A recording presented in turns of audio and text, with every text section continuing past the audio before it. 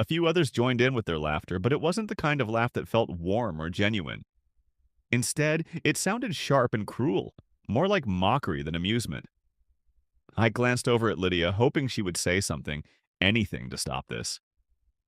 Maybe a word of defense, a glance of sympathy, something to show she understood what was happening. But she didn't.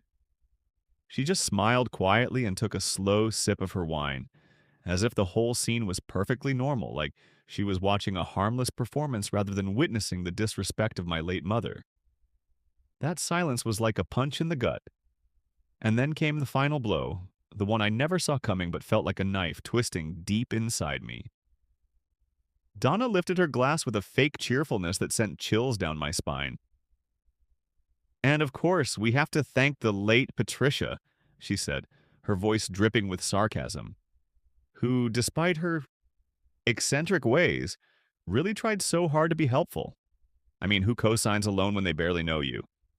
But hey, it worked out for us in the end. The room responded with a strange, awkward chuckle. It was the kind of laughter that felt uncertain, like no one quite knew whether to laugh or be uncomfortable. My heart sank as the words hit me. Here they were, openly mocking the woman who had fought tooth and nail to save their business. The woman who had given everything she had, even while battling cancer, just to protect her family's future. Then Jack added his own cutting words.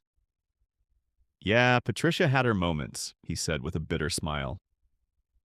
She was always poking her nose into everyone's business. But I guess she meant well, and look, her son turned out okay, so she did something right.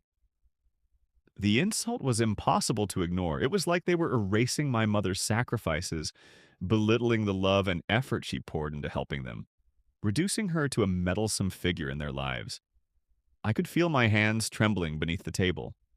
I looked at Lydia again, desperate for her to stop this, to speak up and defend the woman who had given her son a chance at life. But Lydia just nodded along as if she agreed with every cruel word, as if she found it all amusing. That moment was the breaking point. Something inside me snapped. Without thinking twice, I stood up.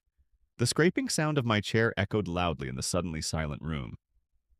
Every pair of eyes turned to me, and I felt the weight of their judgment and surprise like a physical force. I locked eyes on Jack and Donna and spoke, my voice steady but full of pain. You're right. Patricia did mean well. In fact, she meant better for you than you'll ever deserve. She saved your business. She helped your son. She paid for things you couldn't afford and never once asked for anything in return. And yet, here you are, mocking her memory in front of me and my family. I turned sharply toward Lydia. And you just let it happen. You laughed. The room was swallowed by a deafening silence. Lydia opened her mouth, trying to say something, but I raised my hand to stop her. Number. We're done. This wedding is off. Gasps rippled like a wave across the room. Donna stood up, furious and flustered. Michael, don't be dramatic. I cut her off without hesitation.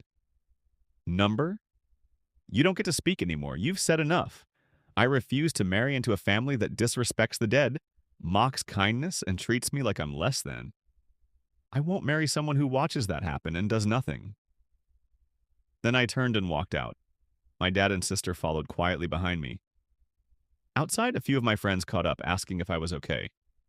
I wasn't, but in that moment, I knew I had done the right thing. It's been weeks since that night. Lydia has tried to reach out, calls, texts, even an email apologizing for how things were handled. I haven't responded, because the truth is, love without respect is nothing but noise, empty words that can't cover up betrayal. I spent too long silencing my instincts, swallowing the disrespect for the sake of peace. But my mother deserved better. I deserve better. And if walking away from a wedding a day before it happens is what it takes to keep my dignity intact, then so be it. I'd rather walk away with my head held high than walk down the aisle burdened by regret,